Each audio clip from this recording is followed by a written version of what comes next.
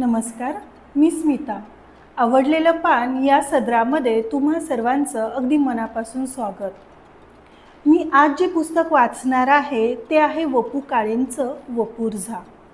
वपुर्झा हे पुस्तक असं आहे की अगदी कुठलंही पान उघडावं, वाचावं आणि त्यातून एक नवीन जीवनाची आपल्याला दिशा मिळावी. वपुर्झांचं लेखन म्हणजे अगदी विनोदी शैलीतून मनांना, विचारांना एक दिशा देणारं असं लेखन. याच्यामुळे आपल्याला जीवनावश्यक अशी खूप काही सूत्र आपल्यासमोर उलगडली जातात आणि तीही अगदी सहजपणे. अशाच पद्धतीचा एक लेख मी इथे वाचण्याचा प्रयत्न करते.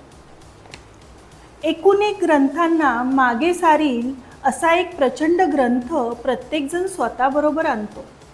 तो ग्रंथ म्हणजे प्रत्येकाच्या आयुष्याचा ग्रंथ. पृष्ठसंख्या किती हे न सांगणारा ग्रंथ. या ग्रंथातला मजकूर फक्त उलटलेल्या पानावरच उमटलेला असतो. श्वासाश्वासागणिक एक एक शब्द इथं छापला जातो.